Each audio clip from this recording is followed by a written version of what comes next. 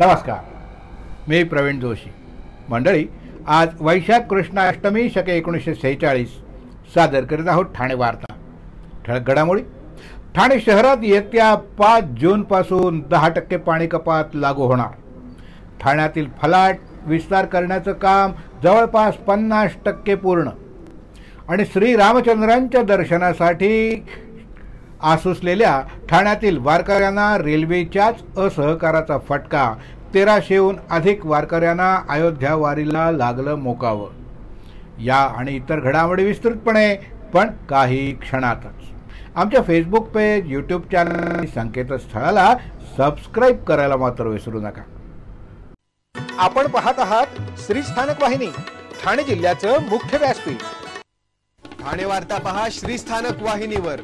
आता सकाळी 9:15 पासून रात्री 9:15 पर्यंत ठाणे वार्ता, ठाण्यातील पहिलं दृकश्राव्य माध्यम. ठाणे वार्ता आणि श्री स्थानक वाहिनीचं लाईव्ह स्ट्रीमिंग. ठाणेवार्ता.com वरील लाईव्ह स्ट्रीम वर क्लिक करा आणि अगदी मोबाईलवरही ठाणे वार्ता श्री स्थानक वाहिनीचा आनंद लुटा. यासाठी आमचं ॲप डाउनलोड करा. ठाणे वार्ता पहा श्री स्थानक वाहिनीवर. आता सकाळी 9:15 पासून रात्री 9:15 पर्यंत ठाणे वार्ता, ठाण्यातील पहिलं दृकश्राव्य माध्यम. आपण पाहत आहात श्री स्थानक वाहिनी, ठाणे जिल्ह्याचं मुख्य व्यासपीठ. ठाणे महानगरपालिका क्षेत्रात विविध स्रोतांमधून एकूण 590 MLD पाणी पुरवठा करण्यात येतो. त्यापैकी 85 MLD पाणी हे मुंबई महानगरपालिकेच्या स्रोतातून ठाण्याला मिळतं.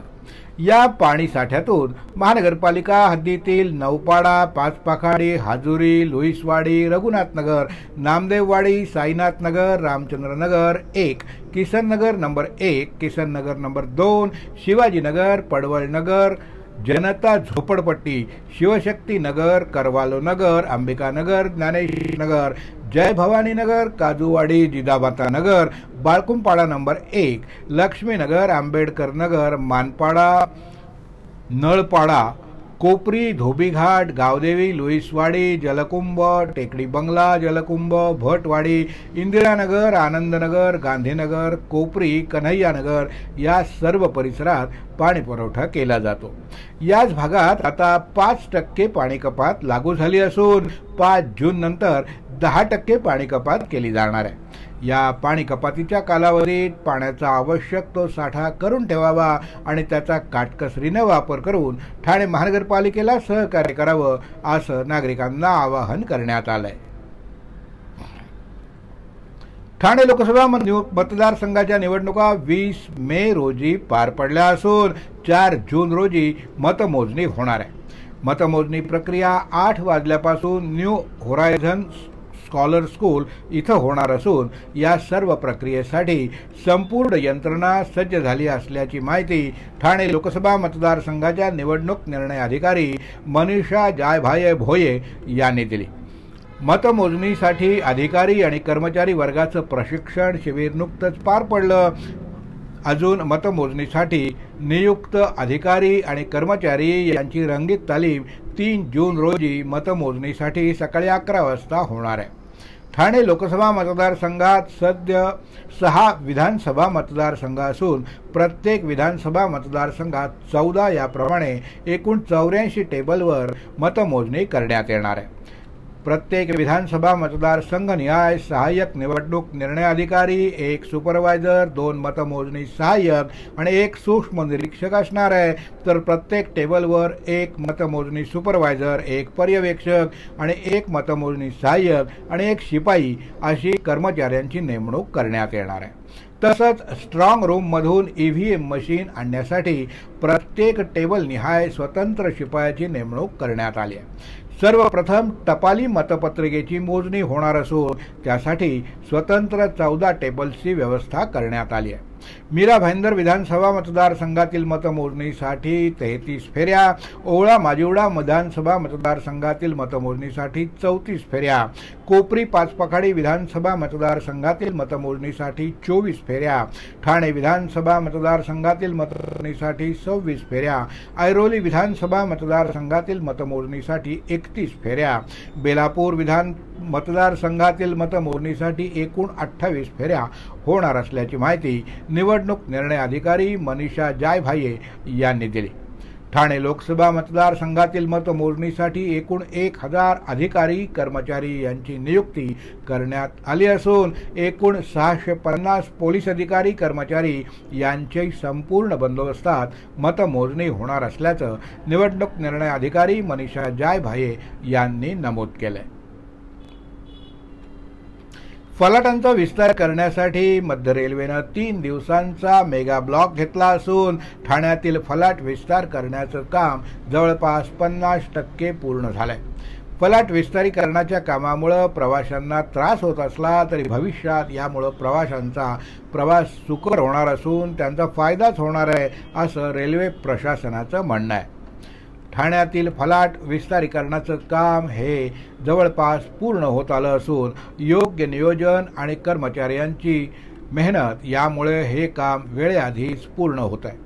हे काम पूर्ण करण्यासाठी सुमारे 500 ते 600 कर्मचारी कार्यरत होते। मध्यरात्री 12:30 वाजल्यापासून 550 ते 600 मजूर तसंच रेल्वेचे कर्मचारी ठाणे स्थानकात दाखल झाले। सुरक्षिततेसाठी फलाट क्रमांक 4 ची रेल्वे वाहतूक बंद ठेवण्यात आली होती।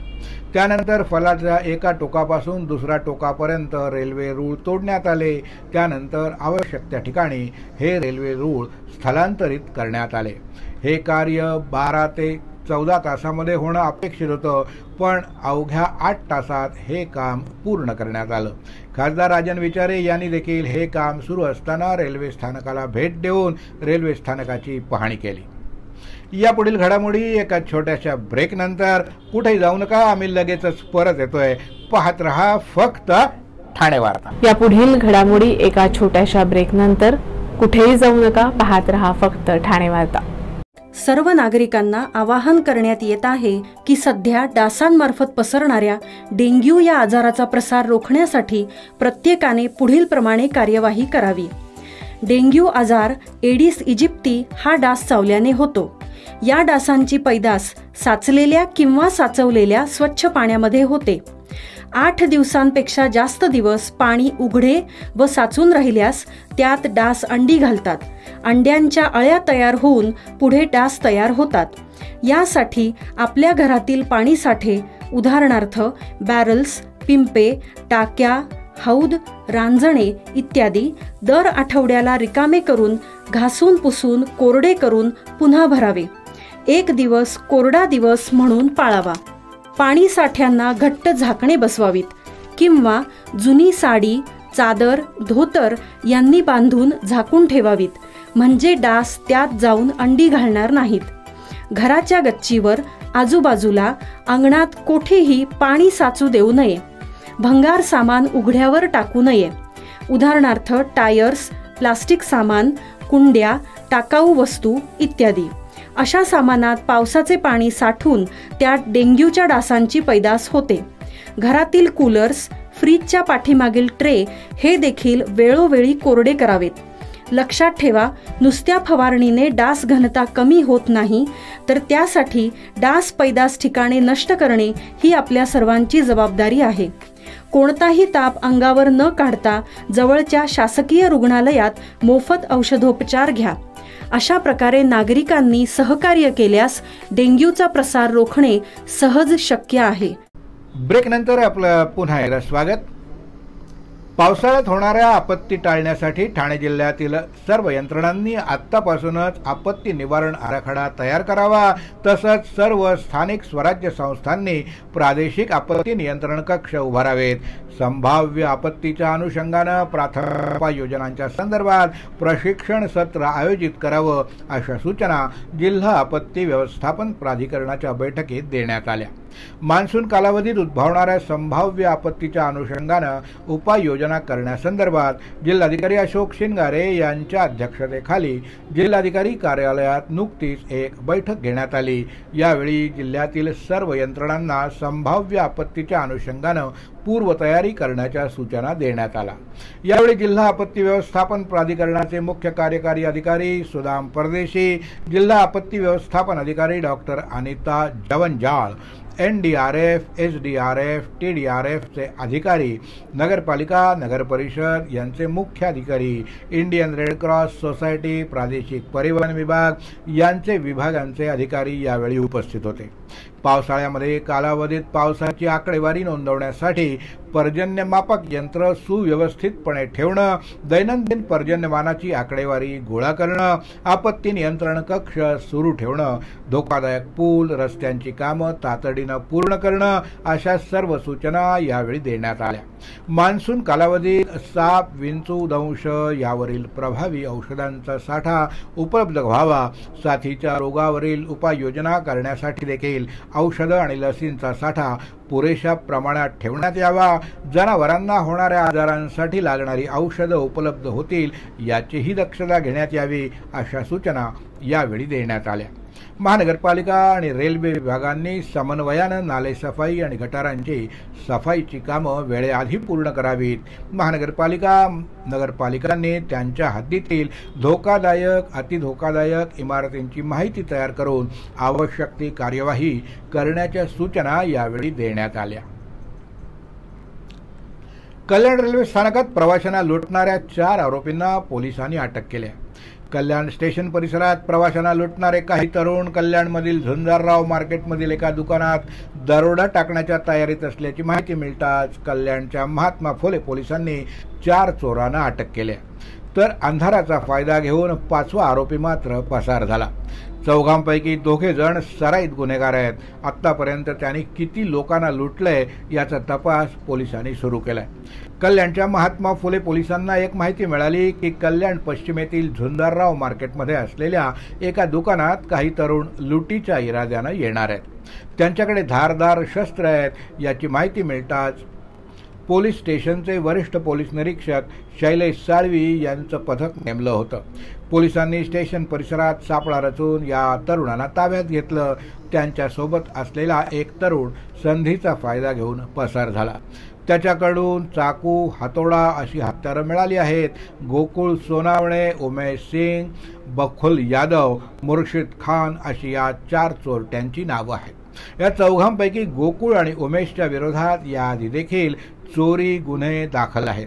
हे 5 जण रात्रीच्या सुमारास रेल्वे स्थानकात येणाऱ्या जाणाऱ्यांना गाठायचे, त्यांच्याकडून पैसे हिसकावून घ्यायचे. अनेकदा असं झालं होतं की प्रवासी तक्रार करीत नव्हते, त्यांचे हे लोक फायदा घेत होते. या प्रकरणात पोलीस पुढील तपास करीत आहेत. ठाणे रेल्वे स्थानकातील 5 नंबर प्लॅटफॉर्मचं रुंदीकरण अंतिम टप्प्यात आलं असून मध्य रेल्वेच्या ठाणे रेल्वे स्थानकावरील प्लॅटफॉर्म नंबर 5च्या रुंदीकरणासाठी पहिल्यांदाच मध्य रेल्वेचं तब्बल 63 तासांचा मेगा ब्लॉक घेतलाय.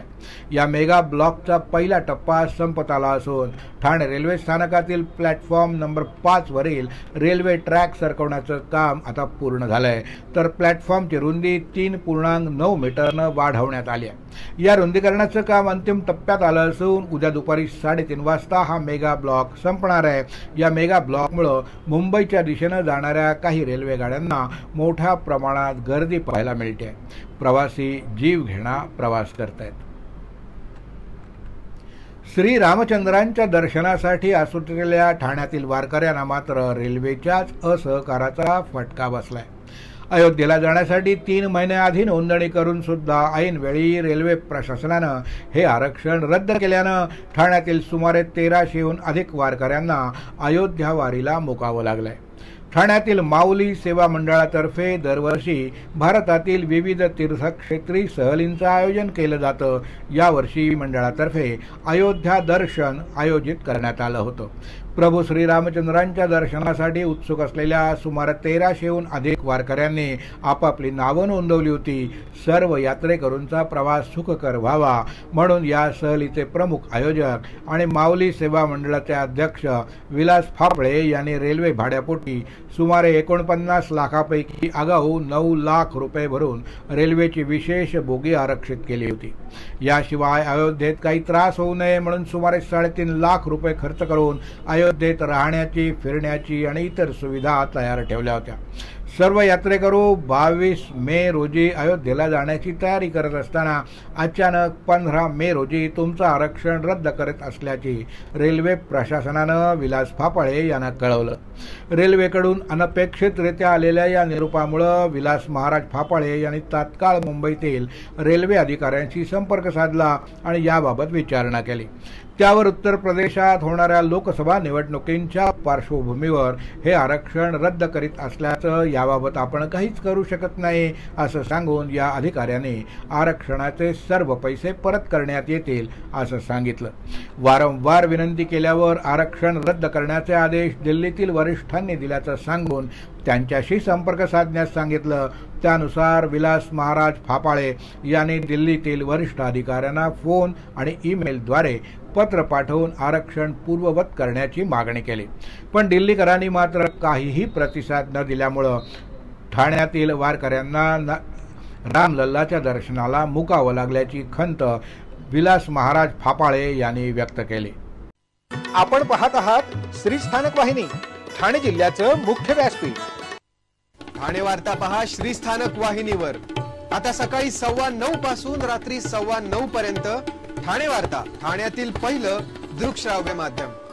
ठाणे वार्ता आणि श्री स्थानक वाहिनीचं लाईव्ह स्ट्रीमिंग ठाणेवार्ता.com वरील लाईव्ह स्ट्रीमवर क्लिक करा आणि अगदी मोबाईलवरही ठाणे वार्ता श्री स्थानक वाहिनीचा आनंद लुटा. यासाठी आमचं ॲप डाउनलोड करा. ठाणे वार्ता पहा श्री स्थानक वाहिनीवर. आता सकाळी 9:15 पासून रात्री 9:15 पर्यंत ठाणे वार्ता, ठाण्यातील पहिलं दृकश्राव्य माध्यम. आपण पाहत आहात श्री स्थानक वाहिनी, ठाणे जिल्ह्याचं मुख्य व्यासपीठ. आपण आपले कार्यक्रम किंवा बातम्या आम्हाला ठाणेवार्ता@gmail.com या ईमेलवर कळवू शकता. ठळक घडामोडी शेवटी पुन्हा एकदा. ठाणे शहरात येत्या 5 जूनपासून 10% पाणी कपात लागू होणार. ठाण्यातील फलाट विस्तार करण्याचं काम जवळपास 50% पूर्ण. आणि श्रीरामचंद्रांच्या दर्शनासाठी आसुसलेल्या ठाण्यातील वारकऱ्यांचा रेल्वेच्याच असहकाराचा फटका. 1300हून अधिक वारकऱ्यांना अयोध्या वारीला लागलं मुकावं. या होत्या ठाणे वार्ता. आपली एखादी बातमी बघायची राहून गेली असेल तर आपण आमच्या ठाणेवार्ता.in या संकेतस्थळाला किंवा फेसबुक पेज तसंच यूट्यूब चॅनलला अवश्य भेट द्या. तर मग पुन्हा भेटूया पुढल्या बातमीपत्रात, फक्त श्री स्थानक वाहिनीवर. धन्यवाद.